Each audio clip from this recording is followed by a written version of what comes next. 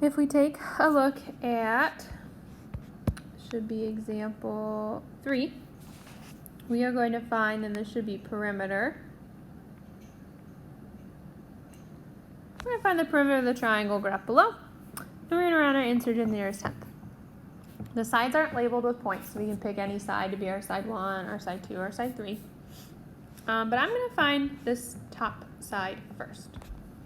It's nice and flat. Whenever you have a perfectly straight horizontal line or a perfectly straight vertical line, it's very easy to find the distance.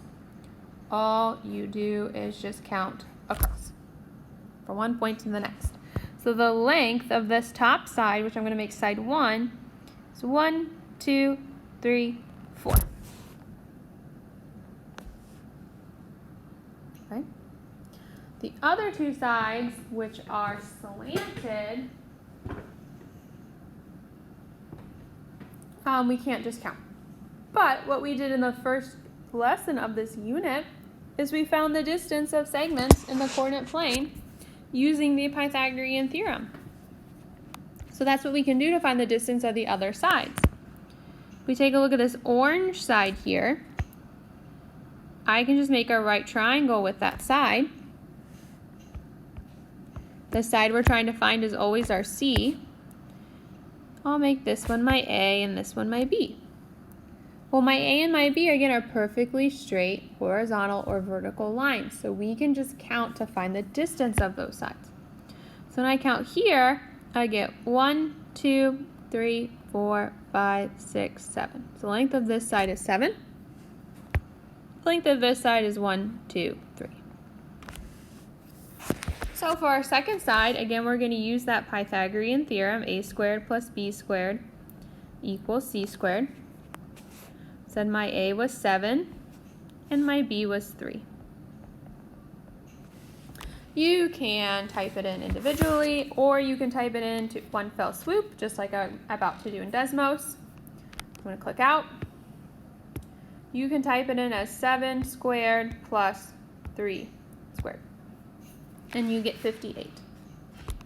I like to do it in one fell swoop because it makes it a little less work. So this is equal to 58.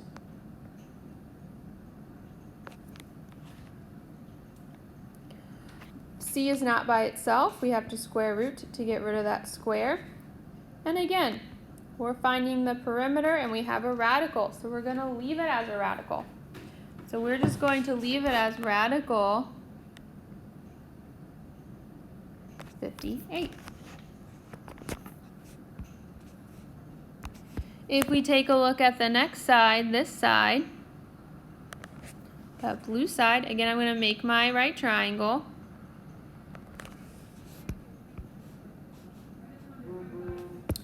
I'll make this side my C. I'll make this bottom side my A and this side my B.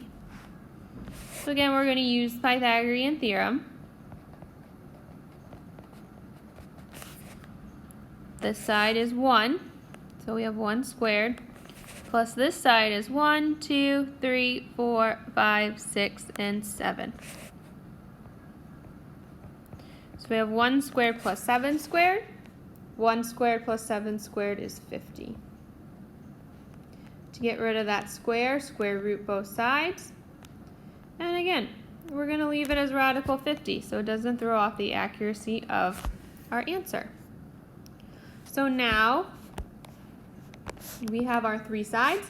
To find the perimeter, we're going to add those 3 sides together. So we do 4 plus radical 58 plus radical 50.